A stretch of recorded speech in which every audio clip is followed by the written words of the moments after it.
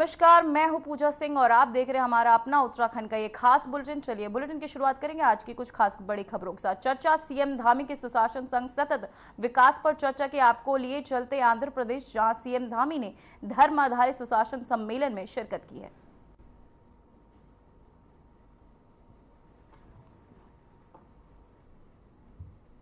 संपूर्ण विश्व के अंदर लहरा रही है और भारत फिर से विश्व गुरु बनने की दिशा में अग्रसर हो रहा है।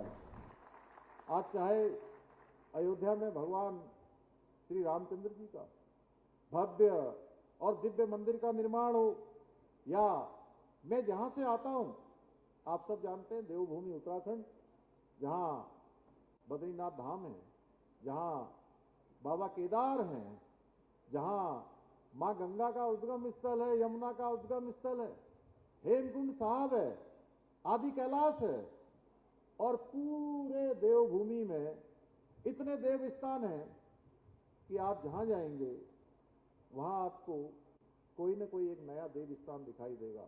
भाइयों बहनों, आदरणीय प्रधानमंत्री मोदी जी के नेतृत्व में चाहे बद्रीनाथ का मास्टर प्लान हो, केदारनाथ धाम का नवनिर्माण हो, या मैं अगर बात करूं बाबा विश्वनाथ की नगरी काशी की, बाबा विश्वनाथ के कॉरिडोर का विस्तार हो, या महाकाल का निर्माण हो, हमारी इन सभी धार्मिक धरोहरों को जिस प्रकार से सजाया जा रहा है, जिस प्रकार से संवारा जा रहा है, वो भूतो न भविष्यति।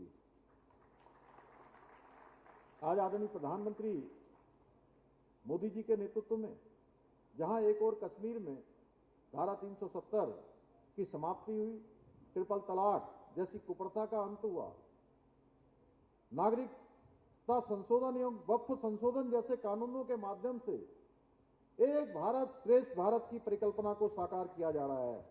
वहीं अंत्योदय के संकल्प को पूरा करने के लिए जन धन योजना हो, उज्ज्वला योजना हो, गरीब कल्याण अन्न योजना हो, मुफ्त राशन योजना हो, प्रधानमंत्री आवास योजना हो, आयुष्मान योजना हो, ऐसी अनेक जन कल्याणकारी योजनाओं के माध्यम से समाज के अंतिम छोर में खड़े हुए व्यक्ति को विकास की मुख्य धारा से जोड़ने का काम किया जा रहा है। भाइयों बहनों, आदरणीय प्रधानमंत्री श्री नरेंद्र मोदी जी के मार्गदर्शन में हमारी सरकार देवभूमि उत्तराखंड में भी, क्योंकि देवभूमि उत्तराखंड का एक मूल स्वरूप है, आप सभी देश भर के लोग किसी न किसी महीने, किसी न किसी पर्व में आप देव दर्शन के लिए किसी न किसी रूप में देवभूमि उत्तराखंड आते हैं। इसलिए देवभूमि उत्तराखंड का मूल स्वरूप बना रहे, उसके लिए हम प्रतिबद्ध होकर काम कर रहे हैं। हमने संकल्प लिया है कि देवभूमि उत्तराखंड के मूल स्वरूप को बिल्कुल भी खराब नहीं होने देंगे भाइयों बहनों, और ये हमारा संकल्प विकल्प रहित है। इसके तहत हम काम कर रहे हैं, जहां राज्य भर में सारे धार्मिक स्थलों के पुनरुद्धार और सौंदर्यीकरण के कार्य कर रहे हैं। हमने भारतीय संस्कृति, दर्शन और इतिहास के गहन अध्ययन को प्रोत्साहित करने के लिए राज्य में सेंटर फॉर हिंदू स्टडीज की भी स्थापना की है। यही नहीं, हमारी सरकार ने अभी हाल ही में प्रदेश के सरकारी स्कूलों में श्रीमद् भगवद गीता के पाठ को अनिवार्य कर एक महत्वपूर्ण सांस्कृतिक और आध्यात्मिक पहल भी प्रारंभ की है। जैसा कि आप सभी जानते हैं, देवभूमि उत्तराखंड में जहां भगवान श्री बद्रीनाथ जी हैं, बाबा केदारनाथ का दिव्य धाम है, हरिद्वार, ऋषिकेश, गंगोत्री, यमुनोत्री जैसे अनेक पवित्र तीर्थ स्थलों के लिए हर वर्ष करोड़ों की संख्या में श्रद्धालु देश और दुनिया से आते हैं। हमारी सरकार उत्तराखंड को आध्यात्मिक, धार्मिक एक पर्यटन के वैश्विक केंद्र के रूप में विकसित करने के संकल्प के साथ काम कर रही है। इस दिशा में महत्वपूर्ण पहल करते हुए हमने 2 स्पिरिचुअल इकोनॉमिक जोन स्थापित करने की दिशा में भी अपना कार्य प्रारंभ कर दिया है। इन क्षेत्रों में आयुर्वेदिक एवं प्राकृतिक चिकित्सा, योग, ध्यान, अध्यात्म आधारित जीवन शैली को बढ़ावा दिया जाएगा, ताकि हमारी प्राचीन ज्ञान परंपरा का लाभ सभी को मिल सके। भाइयों बहनों, हमारी सरकार द्वारा राज्य में संस्कृत भाषा के प्रचार प्रसार हेतु भी कई योजनाएं संचालित की जा रही है। हमने उत्तराखंड में देववाणी संस्कृत को द्वितीय राजभाषा का दर्जा भी प्रदान किया है। साथ ही हमने प्रदेश में जहां एक और विद्यालयों में संस्कृत शिक्षा को बढ़ावा देने हेतु छात्रवृत्ति प्रदान की जा रही है, वहीं संस्कृत भाषा में उत्कृष्ट प्रदर्शन करने वाले विद्यार्थियों को संस्कृत छात्र प्रतिभा सम्मान योजना से भी सम्मानित किया जा रहा है। यही नहीं, संस्कृत के प्रचार प्रसार के लिए उत्तराखंड संस्कृत अकादमी हरिद्वार के माध्यम से अखिल भारतीय शोध सम्मेलन, अखिल भारतीय ज्योतिष सम्मेलन, अखिल भारतीय वेद सम्मेलन, अखिल भारतीय संस्कृत कवि सम्मेलन, संस्कृत शिक्षक कौशल विकास कार्यशाला और संस्कृत छात्र प्रतियोगिता जैसे विभिन्न कार्यक्रम आयोजित किए जा रहे हैं। इसके अतिरिक्त हमारी सरकार प्रदेश के सभी जनपदों में संस्कृत ग्राम विकसित करने की दिशा में भी काम कर रही है। इन संस्कृत ग्रामों में जो संस्कृत ग्राम बनाए जाएंगे, इन संस्कृत ग्रामों में ऐसा वातावरण सृजित किया जाएगा जहां लोग अपने दैनिक जीवन की बोलचाल, व्यवहार और संवाद में संस्कृत का प्रयोग करें। हमारी सरकार राज्य का समग्र विकास सुनिश्चित करने के लिए प्रत्येक क्षेत्र में नई नीतियों और योजनाओं के माध्यम से निरंतर प्रयास कर रही है और हमारे इन्हीं प्रयासों के परिणाम हमारा छोटा राज्य है और पहाड़ी राज्य नीति आयोग भारत सरकार द्वारा एसटीजी इंडेक्स रिपोर्ट में सतत विकास के लक्ष्यों को प्राप्त करने में पूरे देश में पहले स्थान पर आया है। भाइयों बहनों, हमारी सरकार उत्तराखंड देवभूमि के सांस्कृतिक मूल्यों और डेमोग्राफी को संरक्षित रखने के लिए भी संकल्पबद्ध होकर काम कर रही है। प्रदेश में जहां हमने एक सख्त धर्मांतरण रोधी कानून बनाया है, सख्त दंगा रोधी कानून को लागू किया है, वहीं लैंड जिहाद, लव जिहाद और थूक जिहाद जैसी घृणित मानसिकताओं के खिलाफ भी हमने देवभूमि में कठोर कार्रवाई प्रारंभ की है। हमने प्रदेश में लैंड जिहाद के खिलाफ कड़ी कार्रवाई करते हुए लगभग 7,000 एकड़ जमीन इस अतिक्रमण से मुक्त कराई है। इसके साथ ही 200 से अधिक जो अवैध रूप से चलने वाले मदरसे हैं उनको सील करने के साथ ही 500 से भी अधिक अवैध संरचनाओं को भी हटाया है। हमारी सरकार सनातन धर्म को बदनाम करने वाले षड्यंत्र और छद्म भेषधारी तत्वों के विरोध भी सख्ती से कार्य कर रही है। हमने ऑपरेशन कालनेमी के माध्यम से इन पाखंडी और विधर्मियों को गिरफ्तार किया जा रहा है जो लगातार सनातन संस्कृति का नुकसान कर रहे हैं, धार्मिक भावनाओं को आहत कर रहे हैं, श्रद्धालुओं को और हमारे धार्मिक उद्देश्य से आने वाले लोगों को कहीं न कहीं उनकी मार्ग में बाधा बनने का काम करते हैं। इसके अतिरिक्त देवभूमि उत्तराखंड देश का पहला राज्य है देश की आज़ादी के बाद जहां रहने वाले हर वर्ग, हर पंथ, हर समुदाय और हर जाति के लोगों के लिए एक समान कानून लागू हो गया। समान नागरिक संहिता का कानून वहां लागू हो गया है।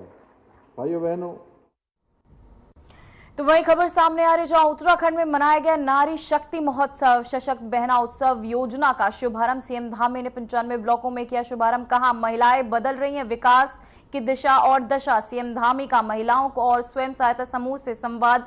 तो वहीं सीएम धामी ने किया वर्चुअल संवाद। वहीं 1000 स्वयं सहायता समूह ने लिया भाग। वहीं आपको बताते चले 5 लाख से ज्यादा महिलाओं ने इसमें भाग लिया है। तो वहीं आपको बता दें तो देखा जाए तो देहरादून में मुख्यमंत्री पुष्कर सिंह धामी ने महिला एवं स्वयं सहायता समूह से एक वर्चुअल संवाद किया। उन्होंने लखपति दीदी योजना को विस्तार देते हुए इसे करोड़पति दीदी तक ले जाने की बात कही। सीएम धामी ने स्वदेशी उत्पादों को बढ़ावा देने और महिला उद्यमिता को ग्रामीण अर्थव्यवस्था की रीढ़ बताया।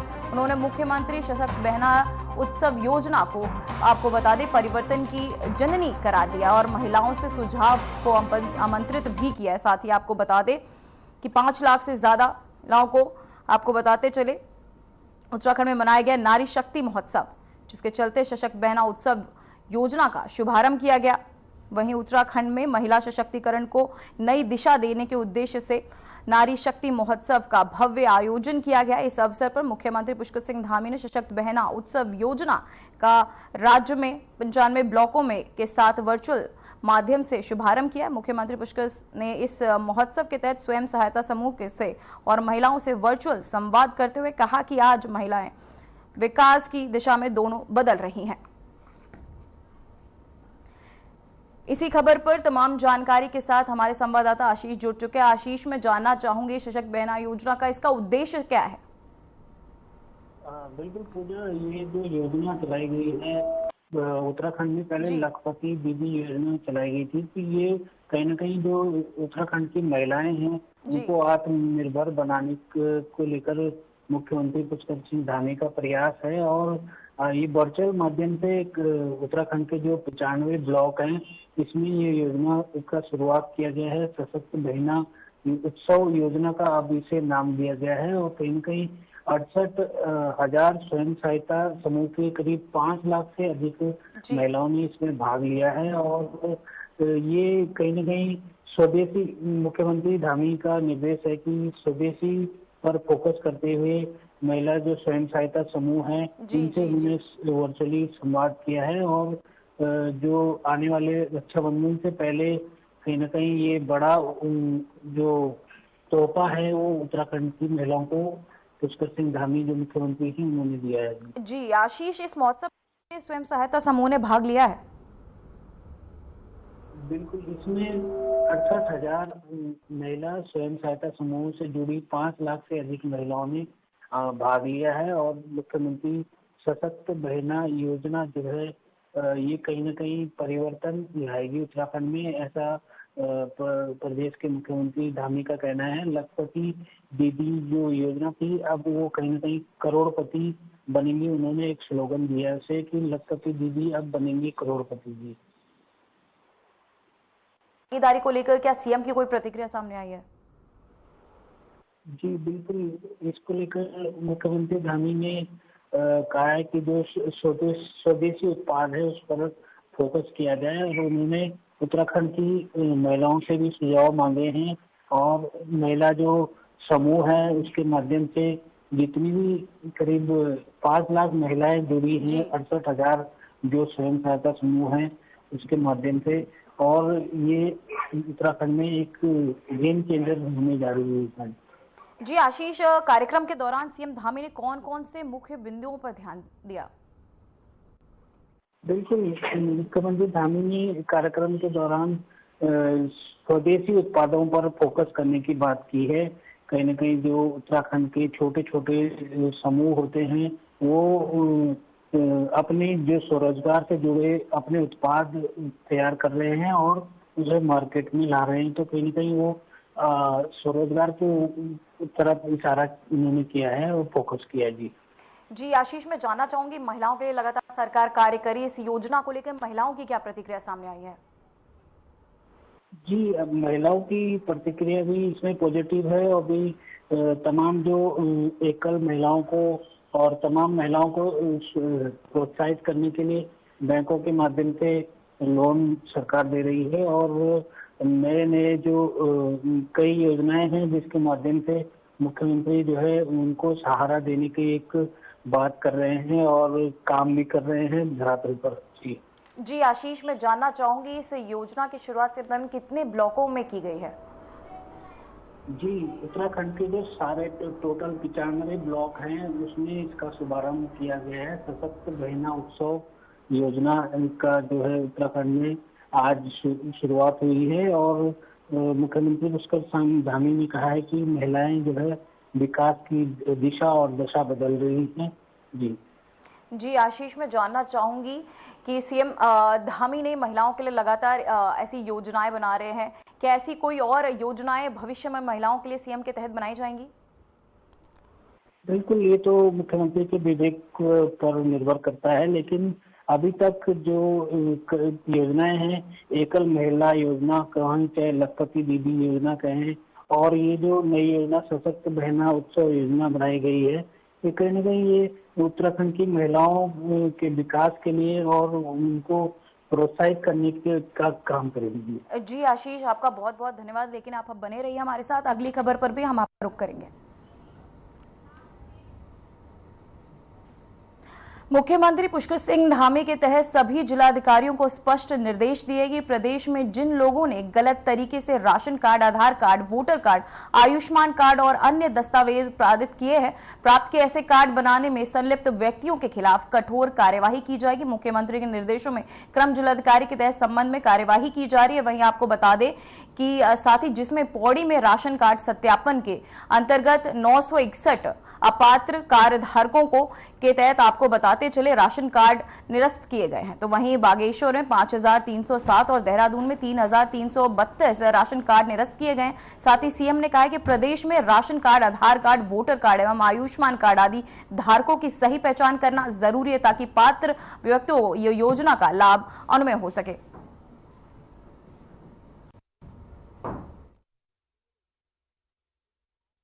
खबर पर आशीष हमारे साथ बने हुए। आशीष, मैं जानना चाहूंगी आधार कार्ड के सत्यापन को लेकर लगातार ये चीजें सामने आ रही, से लेकर आप क्या कहना चाहेंगे? बिल्कुल पूजा, अभी कुछ दिन पहले ऐसे कुछ मामले देहरादून में सबसे पहले सामने आए थे और उसके बाद एफआईआर भी दर्ज की गई थी। अब जो है कहीं न कहीं मुख्यमंत्री धामी ने जो बैठक हुई थी कल, उसमें साफ निर्देश दिए हैं कि राशन कार्ड, आधार कार्ड और वोटर आईडी कार्ड और के साथ ही जो आयुष्मान कार्ड का सत्यापन किया जाए और जो गलत तरीके से ऐसे कार्ड बनाए गए हैं और जो लोग इन योजनाओं का फायदा ले रहे हैं वो कहीं ना कहीं उनके खिलाफ कड़ी से कड़ी कार्रवाई की जाए और इसी के क्रम में कहीं ना कहीं जो है वो भी एक्शन भी हुआ है।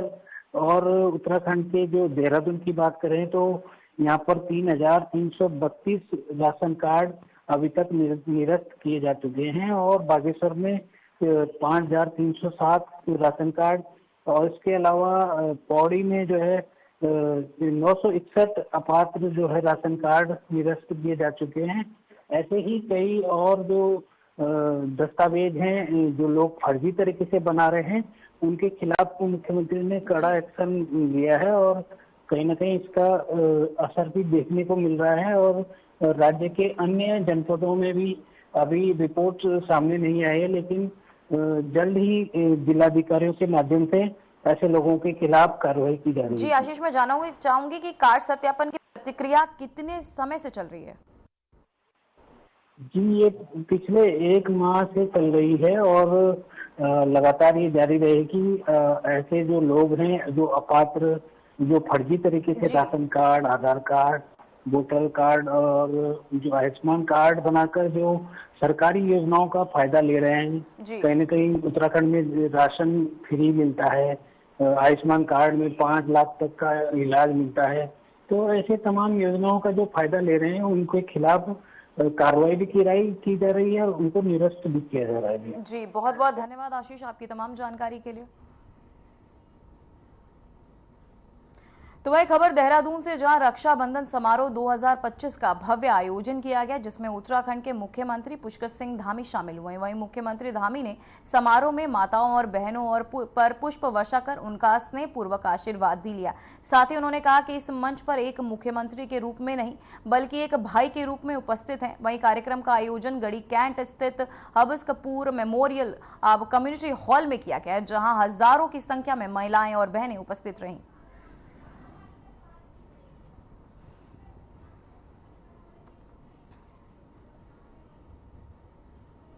तो वही खबर अल्मोड़ा से है जहां उत्तराखंड के पर्वतीय जिलों में लगातार 3 दिनों से हो रही मूसलाधार बारिश से जनजीवन को पूरी तरह अस्त व्यस्त कर दिया है। सड़कों पर मरम्बार, नदियों में उफान और बंद रास्तों के बीच बेहद मुश्किल हालात में जीवन जीने को मजबूर हैं लोग। साथ ही इसी बीच अल्मोड़ा जिले में मोहन क्षेत्र से एक वीडियो सोशल मीडिया पर तेजी से वायरल हो रहा है। वीडियो में साफ देखा जा सकता है कि क्षेत्र के नदी नाले उफान पर है, लोग जान जोखिम में डालकर उन्हें पार कर रहे हैं।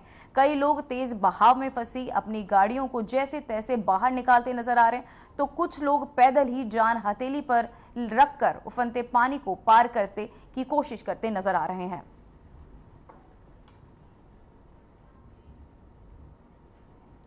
तो वहीं उत्तराखंड के पहाड़ी क्षेत्रों में हो रही मूसलाधार बारिश के चलते हरिद्वार में गंगा का जल स्तर तेजी से बढ़ा है। वहीं सुबह 6 बजे गंगा का जल स्तर आपको बता दें 293 मीटर दर्ज किया गया, जो चेतावनी निशान के करीब है। स्थिति को देखते हुए प्रशासन अलर्ट मोड पर है। वहीं डीएम ने निर्देश पर घाटों पर सुरक्षा व्यवस्था कड़ी कर दी गई और पुलिस जवानों की तैनाती भी की गई है। साथ ही जिलाधिकारी मयूर दीक्षित लगातार जल स्तर, वर्षा और जल भराव की जानकारी ले रहे हैं।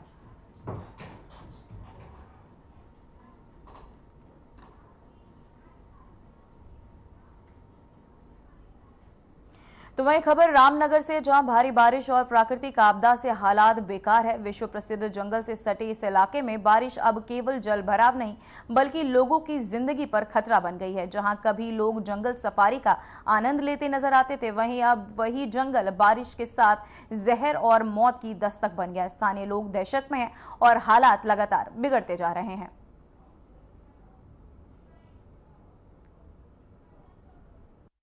पिछले लगातार 2 दिन से बारिश हो रही है यहाँ पे, और पानी की निकासी की व्यवस्था यहाँ पे है नहीं कहीं, और इस वजह से घरों में पानी भर रहा है। नाली पूरी ब्लॉक हो रखी है क्योंकि इस बार सफाई हुई नहीं है नाली की, और हर साल यही समस्या रहती है। यहाँ पे हमारे घरों में पानी घुसता है, सांप बिच्छू जितने भी है उनसे डर रहता है। हम मतलब घर का राशन भी खराब हो गया और सांप बिच्छू के डर से घर भी छोड़ना पड़ गया। घर पे इस टाइम कोई नहीं है, पूरा तखत, चारपाई, बिस्तर सब भीग गए हैं और हम दूसरी जगह किसी यहाँ शिफ्ट होके अपना गुजारा कर रहे हैं। बट पानी अभी भी हमारे घरों में खड़ा लगातार, क्योंकि बारिश अभी भी जारी है और समस्या लगातार बनी हुई है। जनप्रतिनिधि कुछ आए हैं हमारे यहाँ पे जो इस समस्या का हल करने के लिए लगातार बने हुए हैं यहाँ पे और रुके हुए हैं। देखिए, कल 2 दिन से बारिश पड़ रही है और यहाँ पर जैसा कि मैं पहले भी ये बात रख चुकी थी कि हमारा जो 2 नंबर का मेन विकास का मुद्दा है वो नाली की निकासी, और उसी कारण आज देखिए सबके घरों में पानी भरा हुआ है। खाने पीने का राशन भीग चुका है और लोगों को रहने के लिए जगह नहीं मिल पा रही है।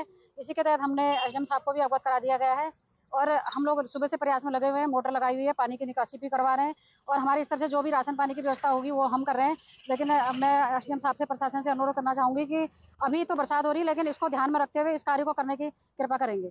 अभी तक तो कोई मौके पर नहीं पहुंचा है। सबसे पहले हम लोग यहाँ पर पहुंचे हुए हैं और सुनाई में आ रही है कि अभी प्रशासन ने आदमियों को यहाँ पर भेजा हुआ है जो देखकर इन लोगों की समस्याओं को आगे लेकर जाएंगे। और मेरा विशेष अनुरोध है कि इस बरसात को देखते हुए, और जैसा कि जब फिर जाड़ों का मौसम आएगा फिर सभी प्रशासन सब लोग सो जाएंगे, इसको इस बार बिल्कुल एक